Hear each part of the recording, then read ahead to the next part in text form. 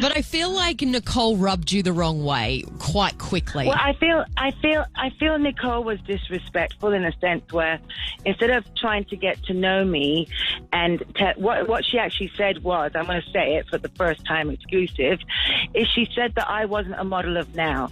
And at the time when she said it, I was on about 4 magazine covers, 2 of them being Vogues around the world. And I just thought, wait a second, I've been here before you, during you, I'm probably going to still be here after you. So instead of trying to, she had no idea that I was the executive producer at the time. Yeah. So instead of trying to know me and get to know how the show goes, she kind of insulted me, which we're not here to insult each other.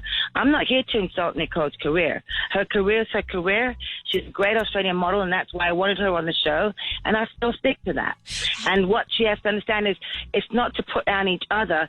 It's about looking for and picking the right team and making sure you pick a girl that can win this competition. It's about the girls on the show. That's who this focus is on. So I think Nicole, in all honesty, God bless her, might have gotten a bit confused in understanding what the show was about, and maybe hadn't watched the other version. But it's okay. It's all cool. You were part of an era where the supermodel was like the rock star, and that was in, when I was, I idolized all you supermodels. How do you think the models of today, like Nicole and Miranda Kerr, compare to your generation, the Lindas and Christies? Well, I think Miranda Kerr is definitely a worldwide recognized name, household name. Yeah. And so I know Miranda, she's a sweet girl, and she's definitely a household name. She's definitely a big export of Australia in an international world of modeling, without a doubt. Do I think that there will be a group of women at the same time, like my group of ladies?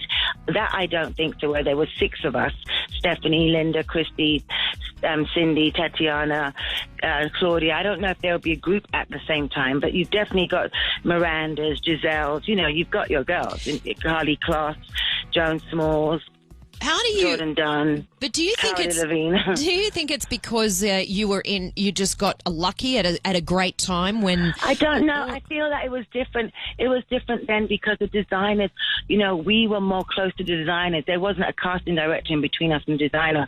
We conversed with the designer directly. It was more intimate. It was smaller. So the designers, Gianni Versace, Azina Laya, Karl Lagerfeld, Yves Saint Laurent, Marc Jacobs, they wanted to put us all on the runway at the same time. And so this is how this came about. So the whole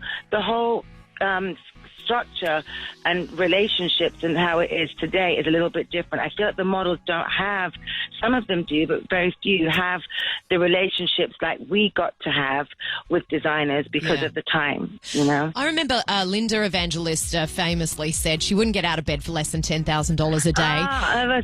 That was a joke. It was just that. I know. Around the world and back. I know. It was a complete joke. She's a great lady, a great mother, and a great friend of mine. But she's like family to me. But it's a fair point. Like you girls can and could always command the big dollars.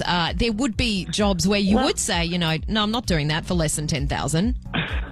Well, that's up to that. That's why we have agents and managers. And, depending on what the job is, I never discuss money. I never have. It's something I've always said in every interview since I started doing them as a model, and I'm going to stick to that.